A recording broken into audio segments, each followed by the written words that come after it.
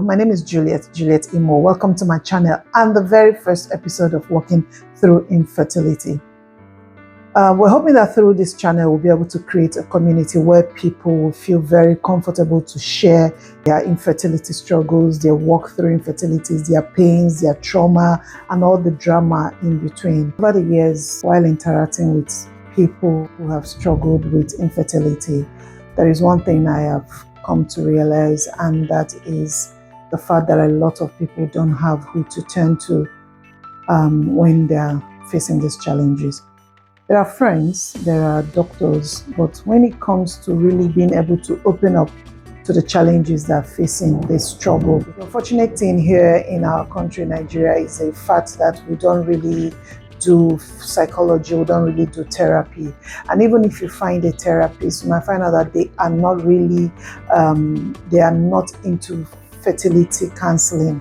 And so it goes back to the same thing. Like, okay, come to think about it, even if you find somebody who has the fertility knowledge or counseling knowledge, you might find out that the cost might be high, and then most people won't be able to afford it. That's why we're hoping that through this channel we'll be able to reach out to a lot of people who will feel more comfortable speaking or talking or opening up about their challenges to people who are also having the same challenges. So how did this all start? Like I said, I've always wanted to do this.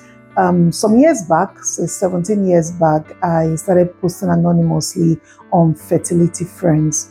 And the only reason why I was able to post anonymously, or rather the only reason why I was able to post on Fertility Friends, was because I was posting anonymously. Nobody knew me. Nobody could put a face to the post that I had in there. So it was easier to talk about my challenges. It was easier to talk about my pains. It was easier to talk about my disappointment and my tears and all, because nobody knew me. Like I said, nobody placed the face to the post. Moving on from there, I decided to start a blog in 2014. And why did I move away from Fertility Friends? Because it was getting too personal. So I decided to set up a blog. And in the blog, of course, it had to be anonymous also. Nobody knew who it was. I started a blog and I started posting about my works, my challenges, my experiences, my fears, my doubts, and my frustrations.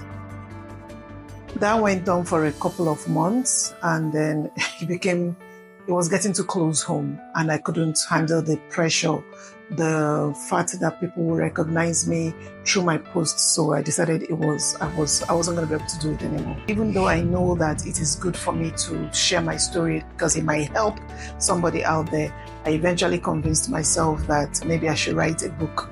So I decided on the title of the book, which was the same thing as the title of my blog. I worked these parts.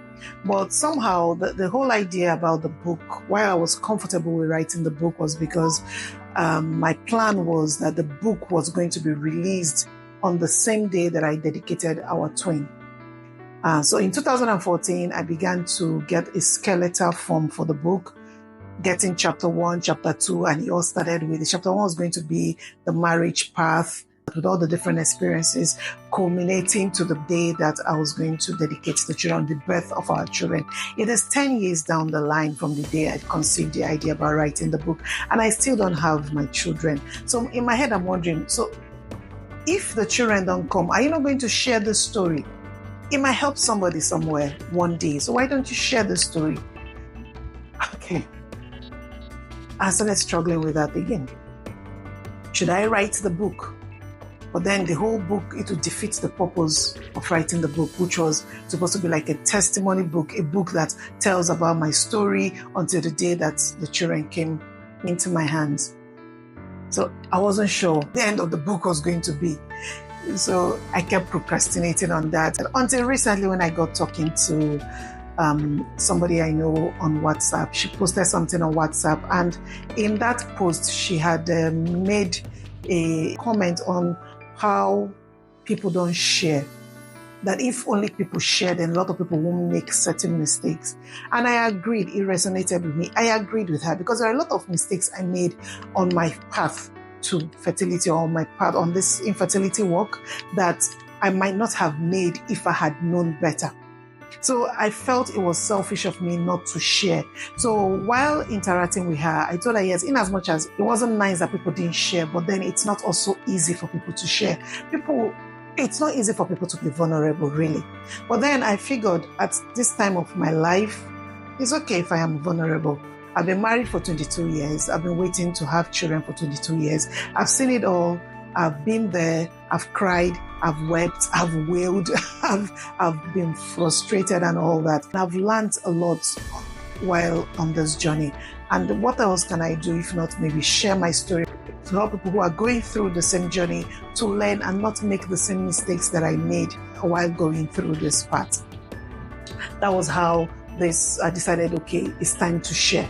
And then how do I now share? The story is, how do I share? Should I go back to blogging? Should I write the book? Or should I just start up something like this? So at the end of the day, I decided, okay, a podcast would be good. But then a podcast, I didn't know anything about podcasting. I had to learn. But then knowing me, if I had waited to start learning about podcasting, I'll probably not do this. And then I'll convince myself not to do this. So I decided to put myself out there and start this channel, start it today, now, and then do it. So this is the reason why we're starting this channel. I'm hoping that through this channel, I'll be able to build a community, once again, build a community where people will feel comfortable to share or learn not to make some mistakes, or learn not to go through certain parts that I had gone through in my life. The truth is, being vulnerable, even as I'm doing this now, I'm still struggling to be able to share my story. My story was something that I couldn't share. Imagine, I couldn't even tell my mom. I couldn't share my story with my mom.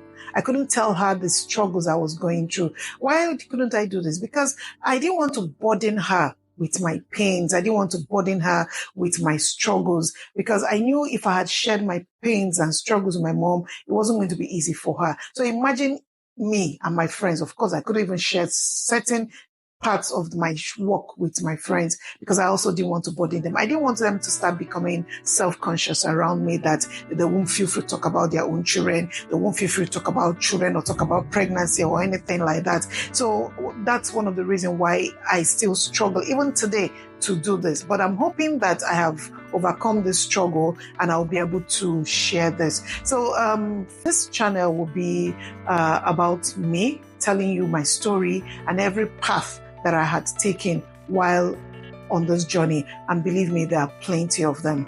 I will be sharing stories of my IVF processes, the first time I learned about the fact that I might be struggling, I might be having issues conceiving, the treatment I have been through, the people I've spoken to, and all that. And hopefully, as we go along, I might be able to bring people who have success stories, people who didn't have success stories, to come and share their own struggles with you, or their own work or paths they had gone through with infertility. I'm also hoping that along the line, we'll be able to get some fertility doctors to come in and speak to us about the assisted reproductive technology.